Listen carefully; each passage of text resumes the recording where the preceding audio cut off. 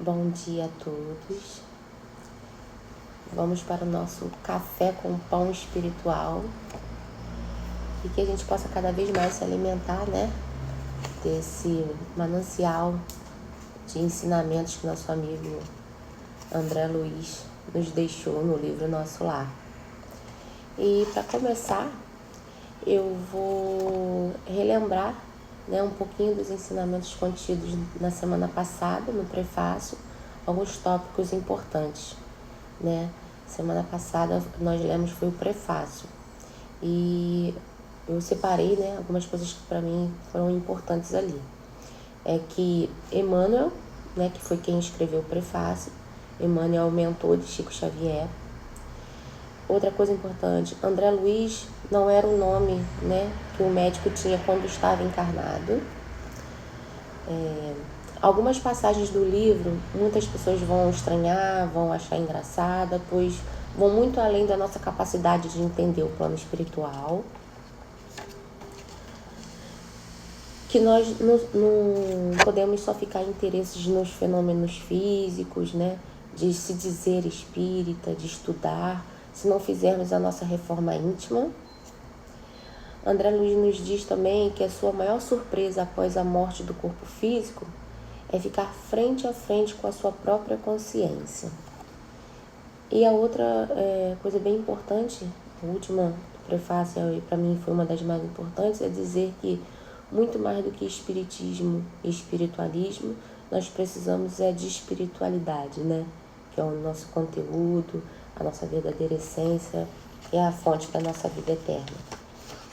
E para hoje ainda a gente não vai começar o capítulo 1, hoje ainda temos a mensagem de André Luiz. É assim: a vida não cessa, a vida é fonte eterna e a morte é o jogo escuro das ilusões.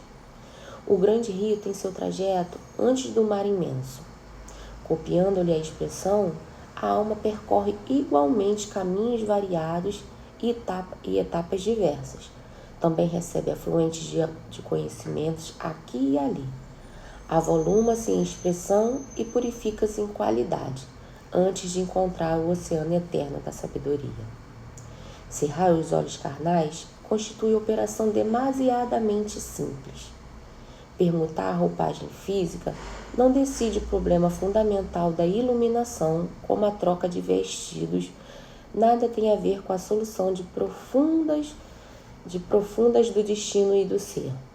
O que o André Luiz vem dizendo aqui, que a morte, ele fala a morte do corpo físico, fechar os olhos, que ele diz que a morte é uma operação demasiadamente simples. O que ele quer dizer com isso? É um processo, como ele vem falando assim, o grande rio tem o seu trajeto, o grande rio como se fosse nós, o nosso espírito, ele tem um trajeto antes de chegar, de encontrar o oceano eterno da sabedoria. Tem seus afluentes, tem caminhos variados, recebe conhecimento aqui e ali, se avoluma, que ele acrescenta, encontra pessoas, a gente sofre, a gente é feliz, a gente tem um grande trajeto até chegar no oceano imenso, da vida espiritual.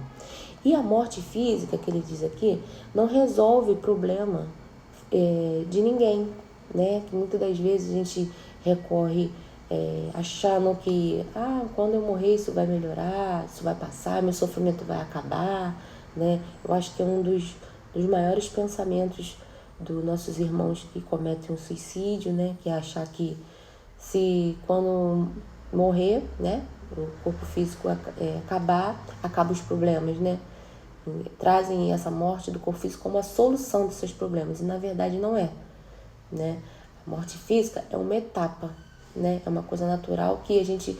É um processo, como ele vem dizendo aqui, faz parte da nossa caminhada, Que não se resolve como se fosse apenas, vou trocar de roupa e meu problema vai resolver. Não, A gente vai vir, vai desencarnar, vai reencarnar num outro corpo físico, essa evolução nós vamos aprendendo, vamos ganhando conhecimento, vamos resgatando. Caminhos da alma, misteriosos caminhos do coração.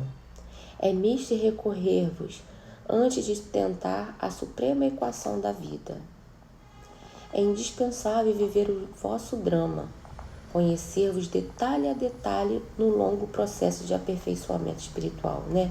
André Luiz aqui vem nos dizendo que é preciso a gente passar, às vezes, né, por problemas, por dificuldades, né, antes da gente conseguir entender.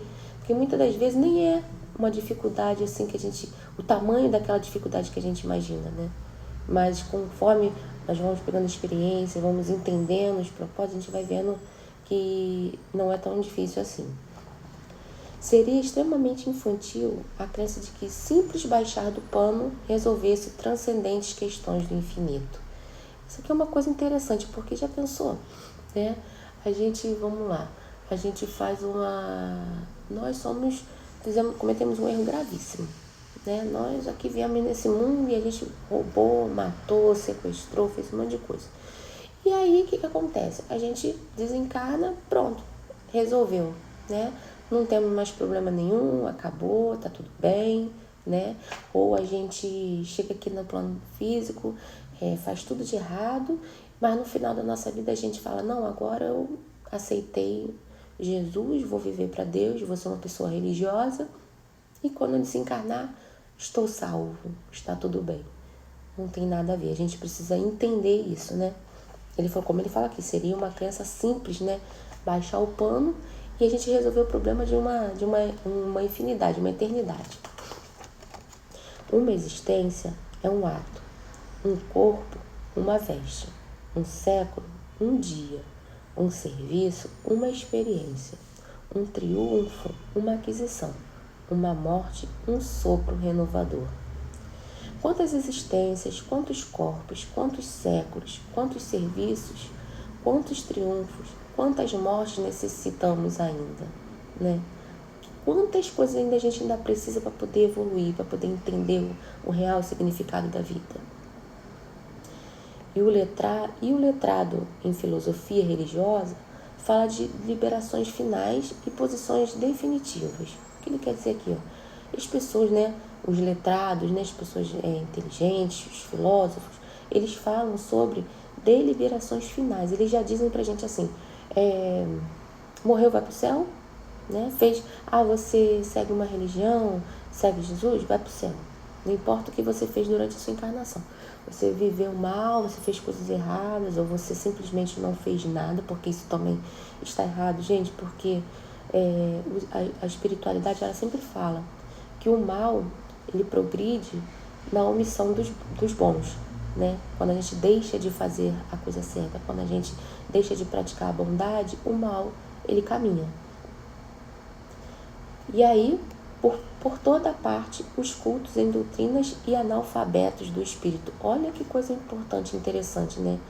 Aí, por toda parte, os cultos em doutrinas, ou seja, nós somos muito inteligentes para seguir uma doutrina, a gente estuda, a gente cumpre os nossos deveres, né? A gente está ali religiosamente na nossa casa espiritual, seja ela igreja, seja ela casa espírita, seja ela templos, né? A gente está ali. Vamos supor que o nosso compromisso seja toda quinta-feira. Toda quinta-feira nós não faltamos, nós estamos ali religiosamente nos nossos cultos, cumprindo com as nossas obrigações certinho. Porém, ainda somos analfabetos do espírito, não entendemos ainda a verdadeira essência. É preciso muito esforço do homem para ingressar na academia do Evangelho do Cristo. Ingresso que se verifica quase sempre de estranha maneira. Ele só na companhia do mestre, efetuando um curso difícil, recebendo lições sem cátedras visíveis e ouvindo vastas dissertações sem palavras articuladas. Ou seja, né, não existe nenhuma salvação se não for com Cristo de verdade, né? A gente está entendendo os verdadeiros significados dos seus ensinamentos, colocando em prática, né? E ele vem dizendo aqui, que o esforço é necessário, né? Não é fácil você querer seguir, né, os mandamentos verdadeiramente cristãos, né? Você ser uma pessoa realmente cristã não é fácil. Você tomar essa decisão de mudar, de evoluir, É difícil, é uma tarefa diária de vigiar, né? Como fala, de orar e vigiar. Muito longa, portanto, essa nossa jornada laboriosa. Nosso esforço pobre quer traduzir apenas uma ideia de verdade fundamental. Grato, pois, meus amigos, manifestamos junto a vós outros no anonimato que obedece à caridade fraternal. A existência humana apresenta a grande maioria de vasos frágeis que não podem conter ainda toda a verdade. Olha só que eles falam, que os espíritos falam da gente, né? A grande maioria da humanidade é composta de vasos frágeis. Ainda não estamos preparados para grande, né? Para a grande verdade. Nós estamos recebendo doses homeopáticas de ensinamentos. Aliás, não nos interessaria agora senão a experiência profunda com seus valores coletivos.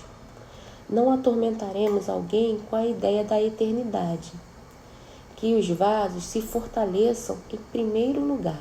Ou seja, né, ele aqui, né, no livro, ele vem falando como ele fala, das experiências coletivas, né? Que a gente precisa aprender a viver como é que fala? Em coletivo, né? Em uma sociedade. A gente ainda não sabe viver, né? A gente ainda não consegue respeitar o próximo, né? A gente ainda não consegue viver em harmonia com o outro. Ele primeiro diz que a gente primeiro se fortaleça para depois, né, encher o nosso vaso de informações, de sabedoria, né? Forneceremos somente algumas ligeiras notícias ao espírito sequioso de nossos irmãos na cena da realização espiritual e que compreendem que conosco que o espírito sopra onde quiser. E agora, amigos, que meus agradecimentos se calem no papel, recolhendo-se ao grande silêncio da simpatia e da gratidão. Atração e reconhecimento, amor e júbilo moram na alma. Crede que guardarei semelhantes valores comigo, a vosso respeito, no santuário do coração. Que o Senhor nos abençoe. André Luiz. Mensagem linda, né? De André Luiz, ele vem trazendo pra gente. Que a gente possa, né, alimentar o nosso corpo espiritual com esse manancial de conhecimento que ele vem trazer para nós nesse livro, que a gente possa tirar o melhor proveito e trazer esses ensinamentos para a nossa vida, né? Agradeço a todos por estarem aqui comigo, que vocês tenham uma ótima semana. Quem não pôde estar vendo agora, vai ficar gravado no Instagram, Caminho para a Luz, e no canal também do YouTube, Caminho para a Luz Espiritual.